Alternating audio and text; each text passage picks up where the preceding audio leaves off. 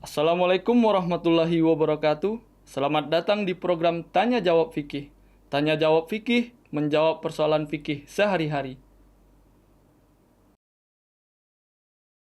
Bismillahirrahmanirrahim. Assalamualaikum warahmatullahi wabarakatuh. Pemirsa MTA yang dirahmati Allah, bagaimana kabar Anda? Semoga Allah Ta'ala senantiasa melimpahkan rahmat dan karunia-Nya kepada pemirsa. Selamat datang kembali di program Tanya Jawab Fikih, menjawab pertanyaan fikih sehari-hari bersama saya Arif Abdul Hai. Selama 25 menit ke depan kita akan membahas pertanyaan-pertanyaan telah pemirsa sampaikan. Dan di sini tentunya kita tidak sendiri, kita telah ditemani oleh Bapak Maulana Saifullah Mubarak Ahmad Syahid yang beliau merupakan dosen fikih dan tafsir Jamiah Ahmadiyah Indonesia. Kita akan sapa beliau dan kita akan masuk pada pembahasan kita berkenaan dengan pertanyaan-pertanyaan yang telah pemirsa kirimkan. Assalamualaikum Bapak. Waalaikumsalam. Bagaimana kabarnya Pak? Alhamdulillah baik. Ya Pak, di sini kita akan membahas seperti episode sebelumnya berkenaan dengan nikah. Di sini kita akan membahas upacara atau rangkaian-rangkaian acara setelah pernikahan yang merupakan tradisi jemaat dan juga merupakan tradisi Rasulullah atau sunnah Rasulullah Pak. Di sini ada 3 pertanyaan, untuk lebih jelasnya mari kita langsung saja pertanyaan pertama Pak. Ya Pak, apakah yang dimaksud dengan rukstanah? Bagaimana pelaksanaannya dalam jemaat Pak? Ya. Jazakallah atas pertanyaannya. Bismillahirrahmanirrahim. Rukstanah ya, di dalam jemaat kita pasti ya anggota jemaat mendengar tentang rukstanah.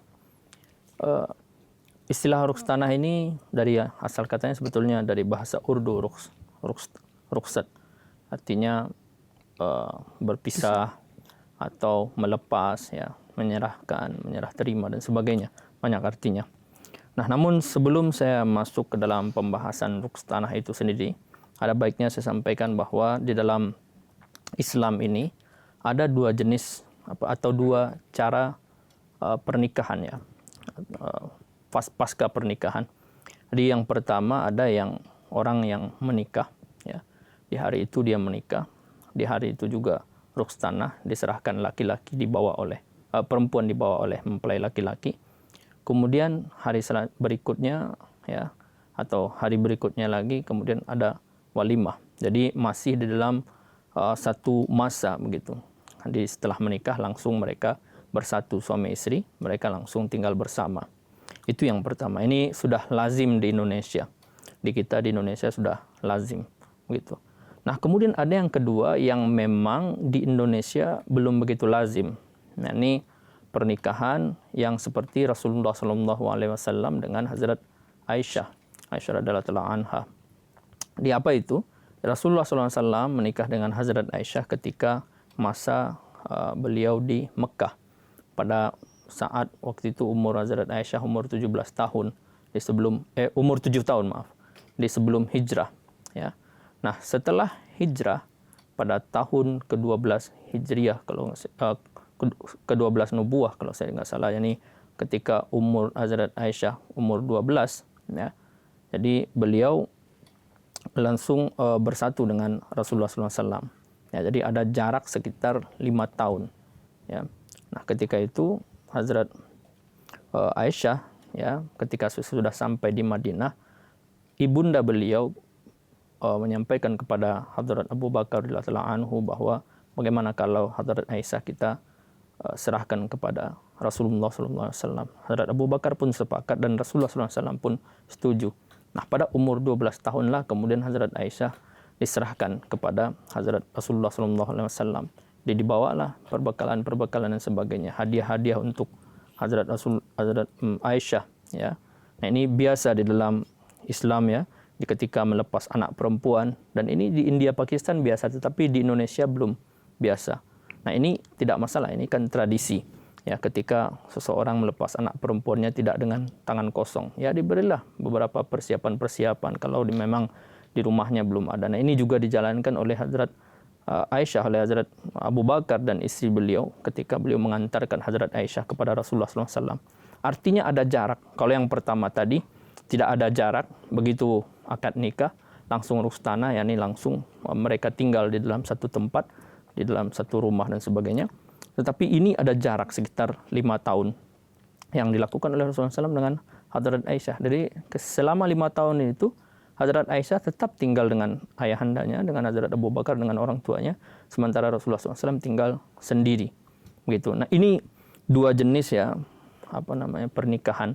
Di Indonesia belum terbiasa seperti itu, walaupun mungkin ada 1-2 orang jemaat yang melakukan hal seperti itu, karena memang di Indonesia nggak lumrah, tidak lazim, ya.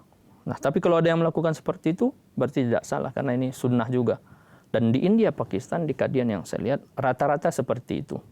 Saya sendiri, ya, ketika saya menikah, tahun 2013, bulan Maret saya menikah tahun 2013, ya menikahnya kan diwakili oleh Maulana Mahmud Wardi di Kadian, ya, India. Waktu itu saya masih di Indonesia. Nah, bulan Oktober 2013 saya baru datang ke Kadian. Artinya ada jarak 6 bulan untuk saya kemudian tinggal dengan istri, serumah dengan istri. Nah, inilah yang disebut dengan rukhsanah.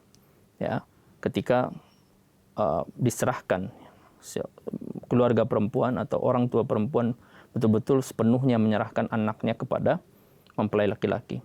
Nah, sedangkan akad nikah adalah pengikat secara syar'inya. Di seseorang ketika sudah akad nikah, sudah menikah, ya, itu diikat secara syar'i. Jadi ketika setelah menikah itu adakan lagi prosesi untuk penyerahan. Apakah itu dibikin acara, ya, atau tidak, itu tidak masalah, ya. Nah, tetapi di Pakistan, saya sampaikan dulu, di India dan Pakistan biasanya ketika mereka setelah akad nikah, apakah itu rukhsanahnya langsung atau rukhsanahnya baru beberapa bulan, bahkan beberapa tahun kemudian.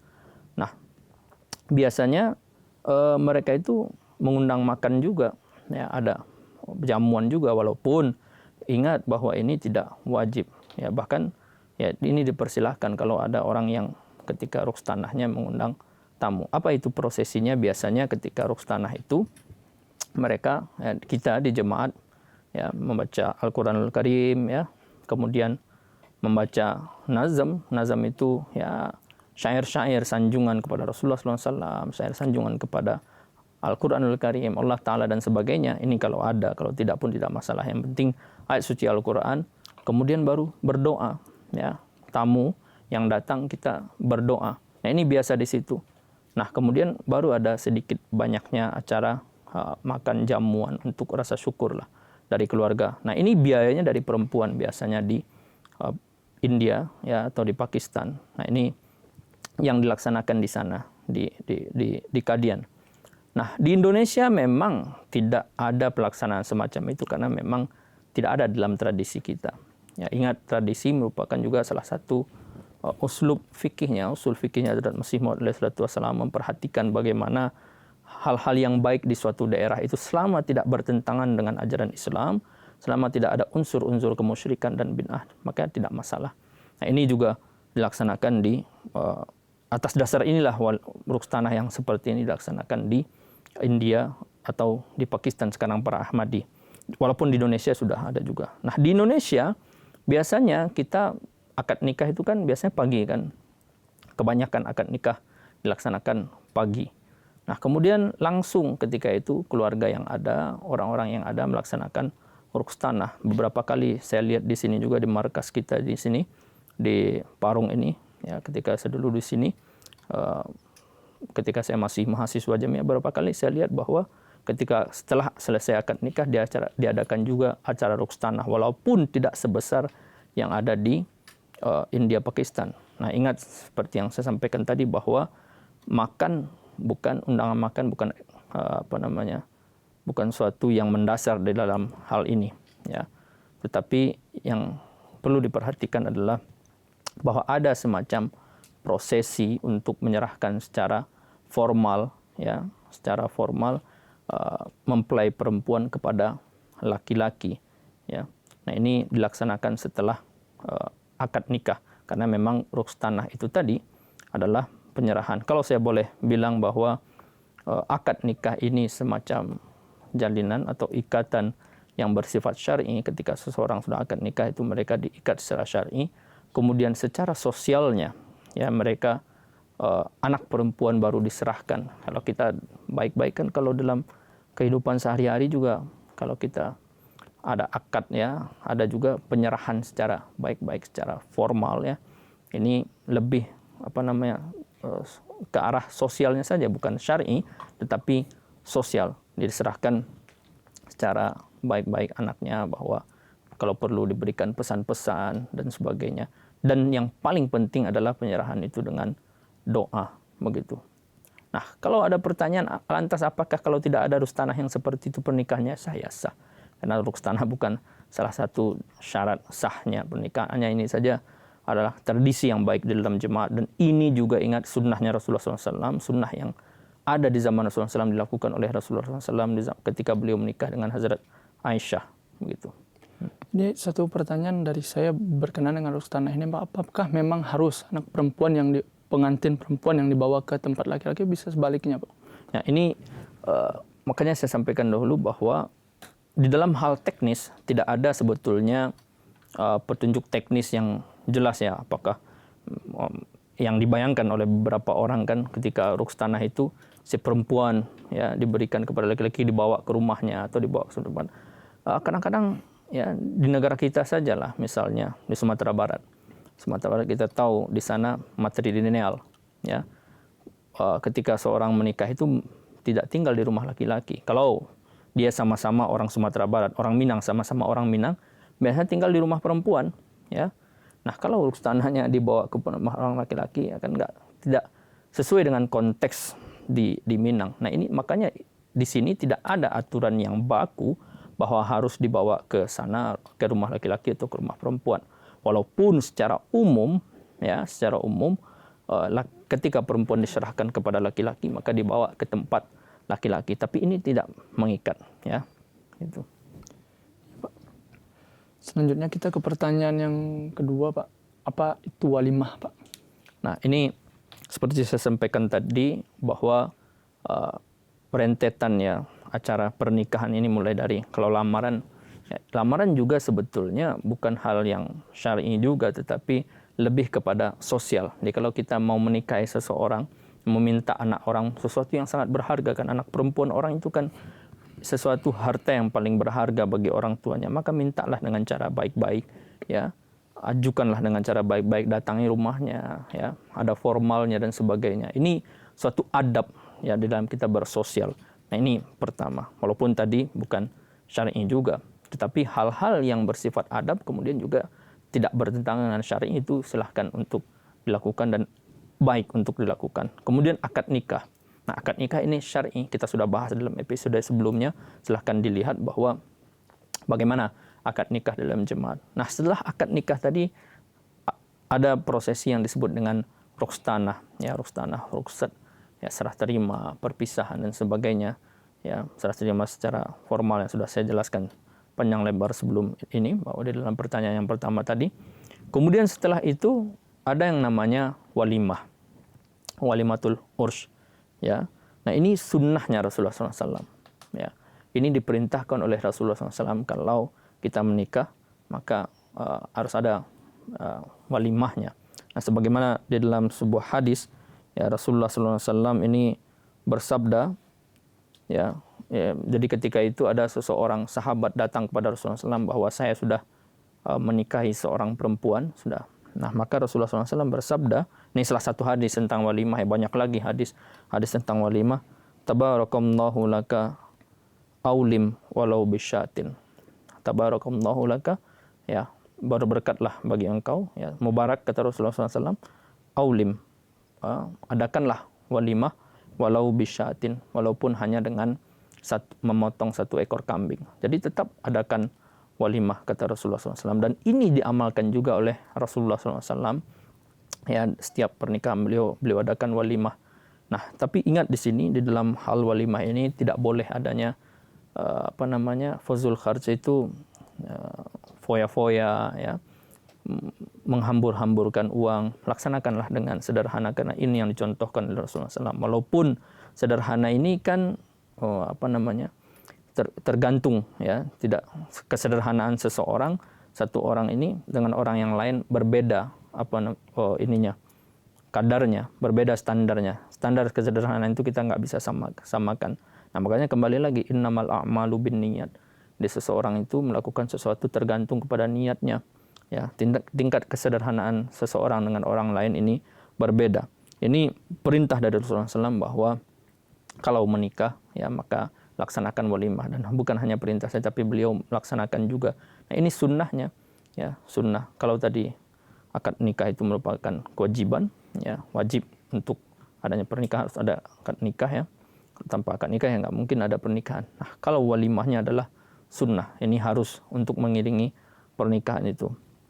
Nah, walimah ini biasanya ya kan kalau mengadakan resepsi dan sebagainya ini kan tentu perlu biaya. Kalau tadi akad nikah ya biaya yang dari pihak laki-laki juga memberikan biaya untuk akad nikah, kemudian untuk rukstanah biaya dari pihak perempuan. Kalau di Indonesia berarti tidak terlalu besar karena hanya orang yang hadir di dalam akad nikah saja yang biasa yang akan datang untuk rukstanah ya, dan memang tidak harus besar, bahkan tidak boleh terlalu dibesar-besarkan karena kita asas kesederhanaan itu tadi. Nah, sedangkan walimah ini dari pihak laki-laki, walimatul urs, seolah-olah ya pihak laki-laki mengumumkan bahwa ini adalah istri saya, untuk lebih banyak orang lagi, cakupan orang lagi banyak untuk mengumumkan bahwa ini adalah istri saya, supaya tidak muncul fitnah dan sebagainya di kemudian hari. Dan ini juga bentuk walimah, ini salah satu bentuk rasa syukur ya orang-orang seorang kepada Allah Subhanahu wa taala atas pernikahannya. Jadi sebagaimana yang Bapak sampaikan tadi, walimah ini merupakan suatu perintah dari Rasulullah SAW dan sunnah yang semestinya kita jalankan sebagai seorang Ahmadi begitu ya Pak. Dan untuk memberitahukan juga orang-orang bahwa kita sudah menikah dengan pengantin, dengan istri kita begitu ya Pak. Ya Pak, kita ke pertanyaan selanjutnya Pak. Ini pertanyaan yang mungkin sering timbul di kalangan jemaat kita sendiri Pak, berkenan dengan akad nikah. Apakah akad nikah dan walimah boleh dalam satu hari Pak? Ya, jadi sebelumnya saya jelaskan, saya tambahkan lagi tadi ya, pertanyaan yang kedua saya lupa tadi, berkaitan dengan walimah juga, bahwa prosesinya seperti apa. Biasanya walimah itu yang pertama, kalau tadi ruksanah ada baca Quran dan sebagainya, kalau di walimah hanya doa saja. Ya, doa kemudian makan-makan dan ucapkan mubarak itu saja. Jadi lebih simpel daripada ruksanah begitu. Ini yang kebiasaan yang dilakukan oleh jemaat yang ada dalam noble tradition, yang tradisi suci dalam jemaat. Nah, berkaitan dengan pertanyaan ini, apakah akad nikah dan walimah boleh dalam satu hari? Nah, ini pertanyaan yang seperti yang disampaikan tadi cukup banyak ya, banyak sekali ditanyakan. Nah, ini saya pertama sampaikan dulu bahwa idealnya ya di dalam pernikahan itu walimah dilaksanakan di hari yang berbeda dengan pernikahan ya, dengan akad nikah. Kenapa? Karena menurut fikih Ahmadiyah dan yang disampaikan oleh Mufti Silsilah Maulana Mubashir Ahmad Kahlon Sahib juga, bahwa untuk walimah ini syaratnya adalah khalwat sahihah ya. Apa itu khalwat sahihah? Beliau menjelaskan di dalam salah satu video fikih masail di MTA Internasional ya, beliau di situ menjelaskan khalwat sahihah itu adalah suatu keadaan di mana mempelai laki-laki dan perempuan diberikan suatu ruangan khusus ya, mereka di suatu tempat yang sendiri, karena khalwat artinya juga sendiri, menyendiri, hening ya, sepi. Nah, apa untuk mereka berdua di situ. Nah, pertanyaannya apakah khalwat sahihah ini harus terjadi hubungan suami istri atau tidak? Maka Mufti Silsilah menyampaikan tidak ada syarat untuk terjadi hubungan suami istri. Khalwat sahihah adalah yang penting mereka diberikan suatu ruangan khusus di mana ketika mereka berada di ruangan itu, mereka bisa melakukan hubungan suami istri. Ya, jadi kalau ingin melakukan hubungan suami, mereka bisa melakukan itu, tapi tidak ada syarat untuk mereka melakukan hubungan suami istri. Nah ini, jadi kalau ini sudah ada khalwat sahihah itu, kedua mempelai ini diberikan suatu ruangan khusus, ya, yang sehingga kalau mereka ingin melakukan suami istri bisa melakukannya, maka ini sudah khalwat sahihah dan sudah boleh melaksanakan walimah begitu. Jadi setelah rukstanah itu tadi, nah mereka rentetannya tadi itu, setelah rukstanah secara formal itu tadi, penyerahan secara formal, mereka diberikan suatu space lah, mereka tempat khusus, waktu khusus diberikan untuk berdua, ya. Nah, ini yang disebut dengan khalwat sahihah, yang dimana kalau mereka ingin melaksanakan atau melakukan ibadah hubungan suami istri, maka mereka bisa lakukan. Nah, kalau ini sudah terjadi, maka sudah boleh walimah. Nah, sekarang kita lihat berkaitan dengan pertanyaan ini. Ya, kalau di India dan Pakistan, ya saya tidak pernah melihat, di kajian lah yang saya lihat bahwa dalam satu hari ya akad nikah, kemudian rukhsah, kemudian walimah. Karena kenapa? Karena kebiasaan di sana untuk akad nikahnya itu mereka sore hari, ya, atau zuhur. Zuhur mereka akad nikah atau setelah asar mereka akad nikah, maka tidak mungkin ya untuk melakukan walimah di malam hari, ya kan? Karena setelah akad nikah harus ada proses rukhsah juga. Setelah rukhsah mereka diberikan khalwat sahihah itu tadi, ya, mereka ada waktu khusus untuk berdua, ya. Nggak mungkin secepat itu, ya, sehingga mereka bisa melaksanakan walimah, karena itu tidak pernah terjadi di sana. Nah, sedangkan kalau kita lihat kondisi di Indonesia, ya, kalau pertanyaannya tadi boleh atau tidak boleh, ya tidak ada pengharaman tidak ada. Jadi ingat ini, tidak ada pengharaman untuk melakukan akad nikah dan walimah di satu hari. Ini tidak pernah ada. Yang penting syaratnya kalau terpenuhi maka silahkan. Apa itu syaratnya? Khalwat sahihah. Makanya saya sampaikan kondisinya dulu, bahwa di Indonesia biasanya kita akad nikah jam 7, ya, jam 8 pagi. Ya, katakanlah setelah akad nikah jam 9 dilaksanakan rukhsah. Nah, setelah jam 9, ya paling rukhsah sebentar kan, sampai setengah 10 sampai jam 10 mereka diberikan waktu untuk berdua, ya, berkhalwat menyendiri, sahihah, betul-betul menyendiri, nggak ada orang lain yang bisa ganggu dan sebagainya. Ya, laksanakanlah. Ya, mungkin sampai siang. Nah, sore hari mungkin barangkali setelah mereka melewati khalwat sahihah, mereka boleh diadakan walimah untuk mereka barangkali, ya, sore hari. Artinya boleh dalam satu hari, bisa. Nah, tetapi ingat, ini dalam keadaan yang mendesak. Ya, kalau orang perang misalnya kan, ya bisa aja.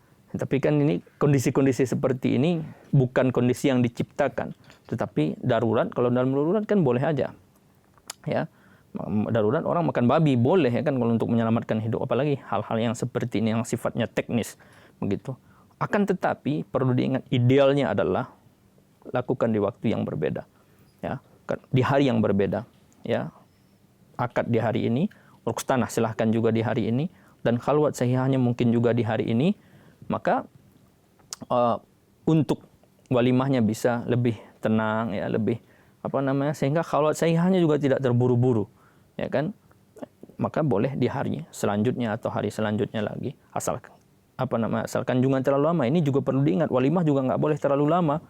Ya, sekarang akad nikah dan sudah rukhsah hari ini, tunggu dulu seminggu, sebulan, itu nggak boleh. Ya, di dalam hadis katakan bahwa 3 hari, ya, minimal dalam waktu 3 hari. Nazarat Muslim Maud juga sampaikan bahwa minimal di dalam waktu 3 hari sudah harus dilaksanakan walimah. Ini ideal, tetapi kecuali kalau ada kondisi-kondisi yang mendesak lainnya, begitu. Jadi tidak ada larangan sebenarnya untuk melakukan akad nikah dan walimah dalam satu hari, ya Pak, ya, jika syarat-syarat seperti khalwat sahihah itu terpenuhi. Ya. Namun idealnya, kata Nazarat Muslim Maud, dilaksanakan di hari yang lain, supaya memang syarat-syarat ini memang bisa benar-benar terpenuhi, ya Pak. Ya, makanya yaitu penegasan tadi itu, ya, bahwa tidak ada larangan dan tidak ada pengharaman. Jangan sampai haram, ya, walimah dan akad nikah dalam satu hari ini, tidak ada. Tidak ada pernah saya jumpai itu. Tetapi yang harus perlu diingat, ya, idealnya adalah itu tadi, yang seperti apa yang kita saksikan di hari yang berbeda, gitu. Ya Pak, itu merupakan pertanyaan kita yang terakhir untuk episode kali ini, Pak. Semoga ini bisa memberikan pemahaman baru bagi kita semua, ya Pak, tentang pernikahan dan rangkaian acara pernikahan tradisi jemaat, Pak. Terima kasih pembahasan yang sangat luar biasanya, Pak. Pemirsa, demikianlah pembahasan kita berkenaan dengan tanya jawab fikih pada kesempatan kali ini. Tetap saksikan program tanya jawab fikih pada kesempatan berikutnya, dan juga jangan lupa untuk tetap menyaksikan pula program MTA Indonesia yang lain, dan juga menyimak khutbah huzur Hazrat Khalifatul Masih Al-Khamis Ayatullah bin Nasir Al-Aziz. Jika pemirsa memiliki pertanyaan, saran, masukan, ataupun komentar, kirimkan saja ke alamat email yang telah tertera di layar kaca pemirsa. Saya Arif Abdul Hai berserta kerabatku yang bertugas mohon pamit undur diri, dan sekali lagi saya ingatkan tetap saksikan program Tanya Jawab Fikih. Tanya Jawab Fikih, menjawab pertanyaan fikih sehari-hari. Wassalamualaikum warahmatullahi wabarakatuh.